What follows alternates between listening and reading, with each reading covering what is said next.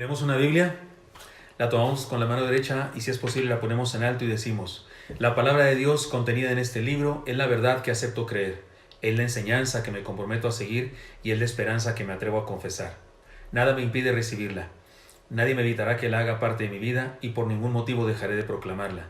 Estoy aquí para leerla, oírla y vivirla diariamente. Amén. Y podríamos añadir: ninguna contingencia me impedirá que siga estudiando la palabra del Señor. Y el testimonio de que esto es verdad es el día de hoy que estamos usted y yo reunidos a través de estos medios, de la tecnología, bendito sea el Señor, compartiendo la palabra. Lo bueno de un mal ejemplo le he llamado a este sermón, y en el transcurso del mismo usted se dará cuenta por qué. También podremos llamarle sigamos creyendo aún en medio de las pruebas. Y déjeme introduzco de la siguiente manera. Contingencia, según el diccionario, significa la posibilidad o riesgo de que suceda una cosa. Es decir, eso significa contingencia. Como que de repente pensamos en contingencia como una situación negativa, pero no. Lo que significa contingencia es la posibilidad o riesgo de que suceda una cosa. Cualquier cosa. Puede haber contingencias de una cosa o de otra. Sin embargo, casi siempre se utiliza para referirse a que esa cosa que puede suceder sea mala, peligrosa, dañina. Así que una contingencia es una incertidumbre, porque hay algo que puede o puede no pasar. Podemos decirle también que es una prueba, porque examina nuestra fe o nuestra confianza. Es un peligro, porque pudiéramos ser víctimas de eso negativo, de lo que existe la posibilidad de que acontezca o no. También podríamos decir que es una crisis, que incluye una oportunidad por un lado y un peligro por el otro. El día de hoy hemos usado la palabra contingencia montones de veces y por eso estoy tratando de hacer esta definición, que he tomado en cuenta por supuesto el diccionario. Pero hemos usado esta palabra montones de veces. La usan otras personas, la usamos nosotros también. Es decir, todos estamos en una disyuntiva o la posibilidad de ser parte de una estadística. Podemos ser de los 72 a 80% que ni cuenta se dan del virus, de los 15% que se ponen muy graves, o de los 2 o 3 de cada 100 que no solo se ponen graves, sino que pueden morir. Es decir, que la expectativa o la contingencia, pues sí es algo serio, especialmente por aquello del porcentaje menor. Ante la contingencia, los seres humanos podemos dudar, tener miedo o terror, amargarnos la vida, culpar a alguien, hacer chistes al respecto para que se nos pase el miedo o simplemente enconcharnos en nosotros mismos y dejar que la vida pase. Ante la contingencia, usted y yo tenemos varias opciones. Desde el punto de vista de los cristianos, la verdad es que la cosa se simplifica. La contingencia se convierte en una disyuntiva muy sencilla. Creer o dudar. He aquí los dos caminos. Estos son los únicos dos caminos para los cristianos. La contingencia para nosotros se reduce a dos posibilidades. Creer o dudar. He aquí los dos caminos. Esto me recuerda que no siempre es fácil seguir creyendo, especialmente en medio de las tribulaciones, y una contingencia, de acuerdo a la gravedad de las posibilidades, se convierte en sí misma en una tribulación, porque una contingencia respecto a si voy a comer o no comer postre es bastante simple, ¿no? Hasta si no me toca comer postre, pues tal vez no necesitaba adelgazar, pero una contingencia con respecto a enfermar gravemente o morir incluso se reconvierte en una contingencia severa, y eso se convierte entonces en una tribulación. Los obstáculos y las dificultades de la vida ponen a prueba nuestra voluntad. En la Biblia se nos cuenta de gente que siguió adelante a pesar de las contingencias o a pesar de las pruebas, o a pesar de los peligros. Pero también se nos cuenta de algunos que fracasaron rotundamente. Veamos un ejemplo de alguien que, igual que nosotros, tuvo dudas, luchas, y aprendamos de su experiencia para seguir creyendo nosotros también. Se trata de Tomás, uno de los discípulos del Señor Jesucristo, uno de los 12. Primero hagamos un recorrido por los pasajes que nos hablan de su personalidad y después aprenderemos nosotros a seguir a pesar de las dudas. Déjenme les cuento entonces algunos pasajes de la Escritura que nos hablan de él. Tomás era uno de los 12 y cuando era de día llamó a sus discípulos, escogió a 12 de ellos, a los cuales también llamó apóstoles. Y aquí viene la lista de los nombres: Simón, a quien también llamó Pedro; Andrés, su hermano Jacobo, y Juan, Felipe y Bartolomé, Mateo, Tomás, Jacobo, hijo de Alfeo, Simón, llamado Celote, Judas, hermano de Jacobo, y Judas Iscariote, que llegó a ser el traidor. Eso está en Lucas 6, 13 al 16. Tomás, déjeme decirle otra cosa de él, analizaba las cosas con una lógica humana. Le leo el texto. Entonces Jesús le dijo claramente: Lázaro ha muerto, y me alegro por vosotros de haber estado ahí para que creáis, mas vamos a él. Dijo entonces Tomás, llamado el Dídimo, a sus discípulos: vamos también nosotros para que muramos con él. Puede notar eso. De hecho, no se lo dijo al Señor, se lo dijo a sus discípulos. O sea, tenía una manera muy lógica de analizar las cosas. Nos andan buscando para matarnos, vamos a ir allá, pues nos van a matar. Que su lógica humana. Eso está en Juan 11, 14 al 15. Aquí lo vemos hablando con ironía respecto a una orden del Señor. Se sabía que había intentos por matar al Señor a esto obedece el temor de Tomás. Para él, el Señor se estaba arriesgando demasiado. Su lógica matemática, su lógica política era esa. Pero también podemos decir otra cosa, que es tal vez lo más famoso de este individuo. Tomás tuvo problemas para creer en la resurrección. Dice el texto: pero Tomás, uno de los 12, llamado Dídimo, no estaba con ellos cuando Jesús vino. Le dijeron pues los otros discípulos: al Señor hemos visto. Él les dijo: si no viere en sus manos la señal de los clavos, y metiere mi dedo en el lugar de los clavos, y metiere mi mano en su costado, no creeré. 8 días después estaba otra vez sus discípulos dentro y con ellos Tomás. Llegó Jesús estando las puertas cerradas y se puso en medio y les dijo: pasa a vosotros. Luego dijo a Tomás: pon aquí tu dedo y mira mis manos, y acerca tu mano y métela en mi costado, y no seas incrédulo sino creyente. Entonces Tomás respondió y le dijo: Señor mío y Dios mío. Jesús le dijo: porque me has visto, Tomás, ¿creíste? Bienaventurados los que no vieron y creyeron. Hizo además Jesús muchas otras señales en presencia de sus discípulos, las cuales no están escritas en este libro, pero estas se han escrito para que creáis que Jesús es el Cristo, el Hijo de Dios, y para que creyendo tengáis vida en su nombre. Eso está en Juan 20, 24 al 31. Qué hermoso el Señor. Lo primero que hizo fue hablar con Tomás. Fue lo primero que hizo al entrar con ellos, como si fuera lo más importante. Habló con Tomás. ¿Por qué no con Pedro? ¿Por qué no con Juan? Antes que nada confrontó a Tomás, o podemos decir, atendió la necesidad de Tomás. Otra cosa que decir de este individuo. Tomás, igual que los demás, pensó en regresar a su vida anterior después de la muerte del Señor. El texto dice: después de esto Jesús se manifestó otra vez a sus discípulos junto al mar de Tiberias, y se manifestó de esta manera. Estaban juntos Simón, Pedro, Tomás, llamado el Dídimo, Natanael, el de Caná de Galilea, los hijos de Zebedeo y los otros 2 de sus discípulos. Simón Pedro les dijo: voy a pescar. Ellos dijeron: vamos también nosotros contigo. Fueron y entraron en una barca, y aquella noche no pescaron nada. Cuando ya había amanecido, se presentó Jesús en la playa, mas los discípulos no sabían que era Jesús. Y les dijo: hijitos, ¿tenéis algo de comer? Le respondieron: no. Él les dijo: echad la red a la derecha de la barca y hallaréis. Entonces la echaron y ya no la podían sacar por la gran cantidad de peces. Entonces aquel discípulo a quien Jesús amaba dijo a Pedro: es el Señor. Simón Pedro oyó que era el Señor, se ciñó la ropa porque se había despojado de ella, se echó al mar, y los otros discípulos vinieron con la barca arrastrando la red de peces, pues no distaban de tierra sino como 200 codos. Al descender a tierra, vieron brasas puestas y un pez encima de ellas y pan. Jesús les dijo: traed de los peces que acabáis de pescar. Subió Simón y sacó la red a tierra llena de grandes peces, 153, y aun siendo tantos la red no se rompió. Les dijo Jesús: venid, comed, y ninguno de los discípulos se atrevía a preguntarle: ¿tú quién eres?, sabiendo que era el Señor. Vino pues Jesús y tomó el pan y les dio, y asimismo del pescado. Esta era ya la tercera vez que Jesús se manifestaba a sus discípulos después de haber resucitado de los muertos. Esto está en Juan capítulo 21 versículos 1 al 14. Y una cosa más, Tomás se mantuvo unido a la iglesia recién nacida. Les leo: y entrados, subieron al aposento alto donde moraban Pedro y Jacobo, Juan, Andrés, Felipe, Tomás, Bartolomé, Mateo, Jacobo, hijo de Alfeo, Simón, el celote, y Judas, hermano de Jacobo. Todos estos perseveraban unánimes en oración y ruego con las mujeres y con María, la madre de Jesús, y con sus hermanos. Hechos 1, 13 al 14. Este es el recorrido por los textos bíblicos que nos marcan la historia o el testimonio de este personaje. ¿Qué debemos hacer para seguir creyendo nosotros? Hemos estudiado estos textos que digamos que nos pueden ayudar a tener un sermón biográfico, más o menos biográfico, porque es solamente de una parte de su vida. pero nos hace preguntarnos y nos ayuda a responder esta pregunta: ¿qué debemos hacer para seguir creyendo?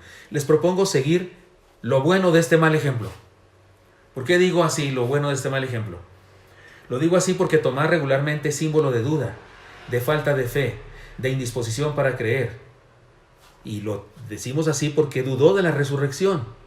Su idea de hasta no ver, no creer es considerada una vergüenza para un discípulo de Cristo.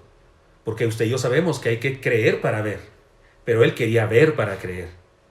Sin embargo, en medio de sus dudas, hay una enseñanza, ya que en medio de la contingencia médica se nos ha dicho las cosas que debemos hacer, pero también se nos han dicho las cosas que no debemos hacer. No debemos salir, no debemos saludarnos de mano, no debemos besar, no debemos abrazar, no debemos visitar a familiares, no debemos reunirnos a celebrar los cultos, no debemos ir a la escuela, no debemos ir a los hospitales a menos que sea muy urgente y nos estemos muriendo. Se nos ha dicho un montón de cosas que no debemos hacer. Por eso, he aquí, voy a usar el negativo ahora, he aquí algunas otras cosas que espiritualmente ahora tampoco debemos hacer. Sigamos estos pasos. Y ahí les voy, con las prohibiciones o con las cosas que no debemos hacer. Número 1, no abandonemos el sueño. No abandonemos el sueño. Sueño se usa para referirse a lo que nos pasa cuando dormimos y ahí en el subconsciente y consciente en medio de repente hay cosas que recordamos y a eso es a lo que llamamos sueño. Pero también sueño se le llama a una idea, a una meta, a una visión que tenemos de algo. Un sueño, por ejemplo, en Oreb tenemos un sueño de las nuevas instalaciones. Pero los cristianos tenemos otros sueños, otras metas así extraordinarias, el regreso del Señor, la vida eterna con Él, el honrarlo y glorificarlo viviendo una vida santa que dé testimonio de quién es Él en nuestra vida. Por eso creo que podemos usar esta palabra también para eso. No abandonemos el sueño. Mire, Tomás tuvo problemas con la duda y se ha hecho famoso en la historia por causa de ello. Sin embargo, tenemos que reconocerle una cosa: nunca abandonó el sueño. No entendía la lógica espiritual y quería usar la lógica humana para todo, pero se rehusó a abandonar el sueño de un reino que le habían prometido. Hay momentos en la vida en los que las pruebas, las luchas y las circunstancias adversas nos siembran miles de dudas en la cabeza y nos hacen difícil seguir. Sin embargo, no hay mayor dificultad en la vida, o no hay mayor cosa terrible en la vida que abandonar un sueño. Aquel que nos ha llamado a ser discípulos, nos ha hablado de un mundo mejor, de una comunidad llena de su gracia, de una experiencia de vida llena de esperanza y plenitud. Nos ha hablado de una vida en la que no está ausente el sufrimiento. Nos dijo que habría dolor en el camino, pero sí nos dijo también que habría una recompensa extraordinaria. Así que seguir creyendo incluye negarnos rotundamente a abandonar el sueño. Déjeme le comparto las últimas palabras de un soldado a punto de morir en los brazos de otro soldado. Estas son sus palabras: veo a un país libre donde mi hijo puede salir a la calle sin que nadie se lo impida. Veo una bandera ondeando en la plaza central de mi nueva patria y veo una nación libre. Quien le sepultó en aquella tierra plagada de balas, su amigo, dijo: había alegría en su rostro. Murió, pero se rehusó a dejar el sueño por el que ambos combatíamos. Muera o viva, seguiré su ejemplo, dijo su amigo que le sepultó. Soñemos con una vida plena. Soñemos con una familia hermosa. Soñemos con una iglesia poderosa en el Señor que crece y alcanza al mundo entero, que da testimonio de la verdad por todos los medios, que triunfa en la batalla contra el mal y que establece en la tierra el reino de Cristo. Soñemos con esto y no estemos dispuestos a abandonar ese sueño. Neguémonos a abandonar ese sueño. Ningún virus, ninguna prohibición, ninguna guerra fría, ninguna guerra bacteriológica o virológica, no sé cómo se llamará eso. Ninguna guerra, porque se habla de eso, ¿no? Hay teorías sobre este asunto de la contingencia. No, nada de esas cosas nos impide abandonar el sueño. Este tipo nos da un mal ejemplo por haber dudado, pero persistió, y eso no es un mal ejemplo. No abandonó el sueño. Neguémonos también nosotros a abandonar el sueño. En segundo lugar, no ignoremos las evidencias. Señor mío y Dios mío, dijo y se postró ante el Señor. Adoró, dice la Escritura. Eso quiere decir que cayó ante él de rodillas. Ya no había duda. Ahora estaba seguro. Ahora lo había visto con sus propios ojos. La evidencia era contundente. El problema el día de hoy es que hay cristianos que no están dispuestos a seguir creyendo ni con la evidencia enfrente. Experimentan la bendición de Dios una y otra vez y en la siguiente lucha vuelven a dudar. La creación, la palabra escrita, las circunstancias que hemos vivido y el testimonio de los que nos rodean en la iglesia dicen, cantan y proclaman de un Dios de amor que bendice y salva. ¿Necesitamos más evidencia que eso? El que estemos aquí reunidos, y no me refiero aquí del verbo geográfico, sino aquí a través de esta tecnología, el que estemos aquí reunidos por estos medios tecnológicos a pesar de todo, el que la iglesia de Cristo sigue existiendo, ¿no es suficiente evidencia? Nuestra propia vida, nuestra fe, nuestro amor, nuestro interés y deseo de búsqueda es evidencia de un Dios que nos está buscando primero. El hecho de que ustedes, hermanos, y yo sigamos diezmando y ofrendando al Señor a través de los medios electrónicos, porque sabemos que su iglesia persiste y continúa, es testimonio de la fe. Los que todo lo quieren gratis, los que van a conciertos, campamentos y a donde quiera, siempre gratis, buscando la manera de escabullirse para no pagar, esos dan testimonio de duda, dan testimonio de falta de fe, pero aquellos que a pesar de lo que sea siguen compartiendo vida, siguen reuniéndose, como ahora lo hacemos usted y yo, es evidencia de fe. La iglesia de Cristo, que exista la iglesia de Cristo, testifica de su resurrección incluso. Tomás finalmente creyó, pidió una prueba y el Señor se la dio. El colmo hubiera sido que siguiera dudando después de la prueba, porque él dijo, hasta que no vea sus manos y meta mi dedo en sus llagas y en su costado, él dijo, y el Señor le dijo, pues aquí estoy, ante tal evidencia. ¿Qué hizo él? Creyó. Y ese es el colmo de mucha gente el día de hoy. Usted y yo tenemos evidencias de lo que él ha hecho en su vida. Yo he visto la sanidad que ha hecho él en mi esposa, que casi se me muere, en mis hijos, que los ha sanado también de circunstancias difíciles. A mí mismo me sanó el corazón. ¿Cómo puede ser que la próxima vez que tengo una prueba se me olvida su milagro? Si ya me ayudó una vez, como dijo David, el Señor me ha ayudado con osos, con leones, y hará lo mismo con este gigantón. Es decir, las evidencias de su obra en nosotros no pueden ser rechazadas. No ignoremos las evidencias. Vivir por encima de las contingencias incluye negarnos a rechazar las evidencias. Ahora tenemos una situación, una disyuntiva, ¿no? Tenemos esa situación, creer o no creer, porque hay contingencia, ser de los 72 al 80% que ni cuenta se dan, ser de los 15 que se ponen graves, de los 3 o los 2 que se van a la presencia del Señor. Esa contingencia, esa disyuntiva, no es suficiente para hacernos ignorar las evidencias, porque Él ha mostrado su amor y su gracia de muchas maneras en nuestra vida. Además, su palabra de la que hemos hablado hace rato, da testimonio de quién es Él. Vivir por encima de las contingencias es negarnos a rechazar las evidencias. Y en tercer lugar, no claudiquemos. El desafío es claro aquí. El desafío es clarísimo. No claudiquemos. Miles de los primeros cristianos se negaron a claudicar y ofrendaron su vida. Esteban fue el primero de ellos, o mejor dicho, el segundo de ellos, porque el primer mártir de la fe cristiana fue el mismo precioso Señor nuestro. Él se negó a claudicar y subió hasta el Calvario porque tenía un sueño: salvarnos y formar una gran familia llamada Iglesia.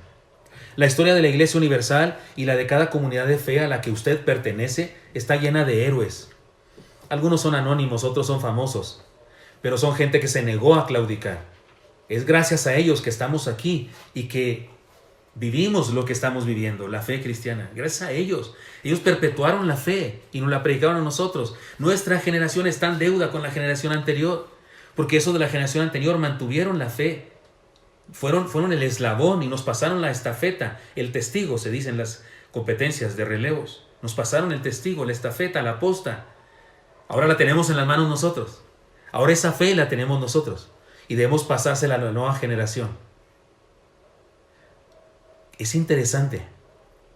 Como generación nos está tocando vivir un suceso global. Yo nunca había vivido un suceso como este, global. una amenaza mundial, una contingencia que nos hermana a todos, porque el virus no discrimina por ningún motivo, nos pone parejos a todos.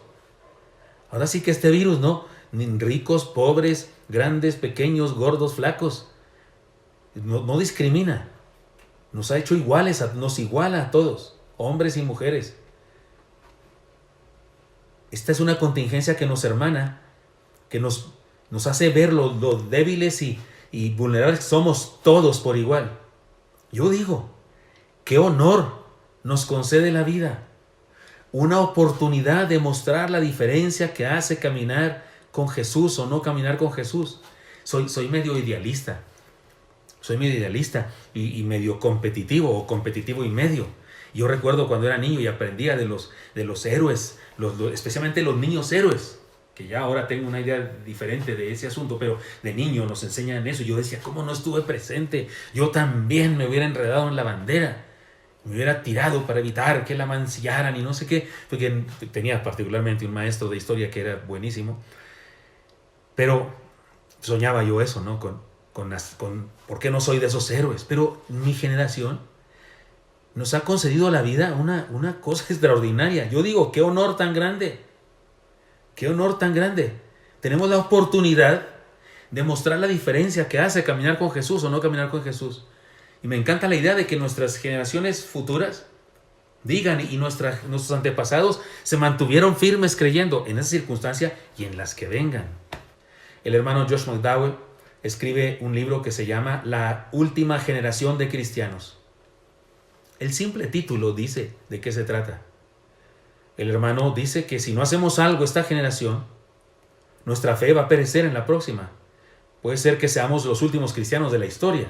Él lo dice así como un desafío a que hagamos algo, a que seamos fieles. Claro, usted y yo podemos pensar que otros son los que van a hacer lo correcto. Usted y yo podemos pensar, bueno, siempre han surgido héroes. En todas las épocas han surgido héroes. En aquella época pues salió Elías a defender el asunto. En otra época Jeremías. Allí estaba Moisés para que saliera a relucir. Ahí estaba Ezequiel. O podemos pensar usted y yo en que Dios se agenciará a alguien, ¿no? Para eso están los pastores. Para eso les pagamos, para que sean ellos los héroes. Pero oiga, podemos pensar eso, pero podríamos ser nosotros. Podríamos ser usted y yo los que nos neguemos a claudicar, los que nos mantengamos firmes. Y entonces el cristianismo sea recibido por la próxima generación, porque usted y yo le damos la posta, la estafeta, el testigo, y la próxima generación siga adelante. Pues una contingencia nos pone en esa disyuntiva, nos pone en esa contingencia, porque eso significa contingencia, la posibilidad, una posibilidad de un peligro o no. Sigamos creyendo aún en medio de las pruebas. Eso Jesucristo siguió creyendo. Y sabe una cosa, que es lo impresionante. Me gustaría decirle que oyera el sermón de ayer sábado. Ayer sábado no prediqué este mismo sermón que ahora estoy predicando en domingo, en este culto. Prediqué un sermón diferente, sería bueno que lo escuchara usted también. Pero aquella vez cuando el Señor Jesucristo se quedó dormido en la barca, explicaba yo ayer, no era un yate.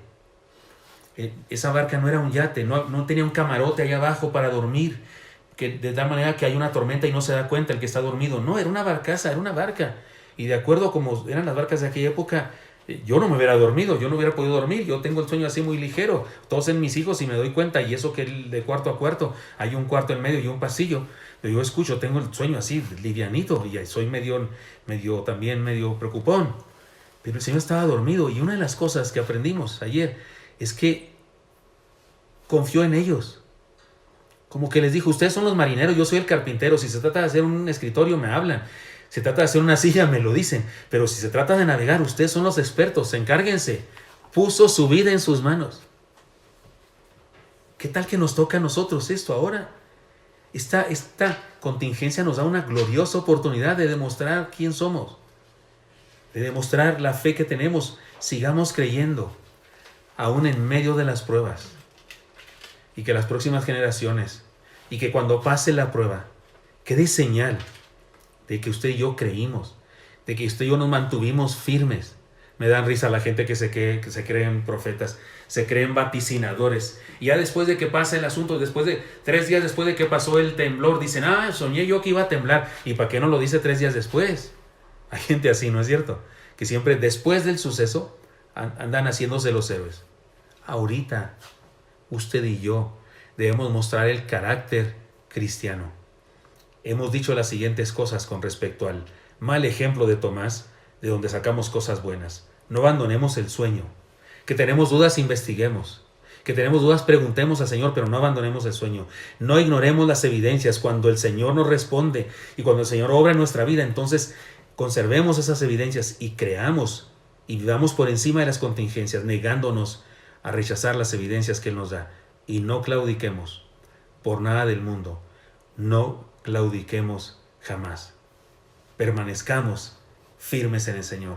Los que están conmigo en los devocionales con el Paz, les he contado la historia de Policarpo, obispo de Esmirna. 86 años tenía cuando le exhortaban a que abandonara la fe. Lo respetaba tanto la gente que nadie quería que muriera. Sin embargo, ya había sido el juicio y iban a matarlo por causa de su fe. Y le decían, pues reniega de eso, ¿qué te cuesta? Tienes aquí tus nietos, tus hijos. Y él dijo, a mis 86 años. El Señor nunca me ha fallado y yo le voy a fallar a estas alturas. ¿Qué les pasa? No, hombre, adelante, junten más leña, porque esa es bastante poca. Eso ya lo aumenté yo.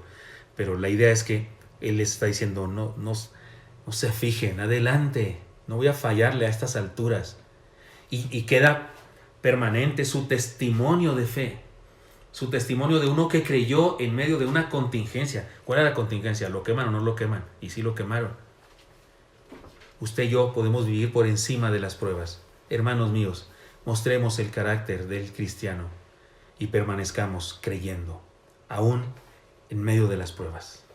Señor Santo, te doy gracias por mis hermanos y mis hermanas que escuchan esta palabra. Junto con ellos, Señor, recibimos tu sanción, tu desafío. Gracias, Señor, gracias. Porque ciertamente en que en tu palabra aparezcan personajes como estos nos ayuda a entender que sí, tú nos conoces, sabes que tenemos dudas, que tenemos dificultades, que en ocasiones fallamos, que nos asalta el racionalismo y pensamos, ¿cómo puede ser esto? ¿No? Y tenemos preocupaciones y dudas, ciertamente. Pero Dios, gracias porque a pesar de eso y de cómo somos, tenemos la posibilidad de aferrarnos a los sueños, de aferrarnos a las evidencias y de aferrarnos a seguir y no claudicar. Bendícenos, Dios, bendice a mis hermanos y mis hermanas. Y ahí en donde está cada uno, en su casa, en su trabajo, yo no sé dónde está cada uno. Bendícele, Señor, por favor.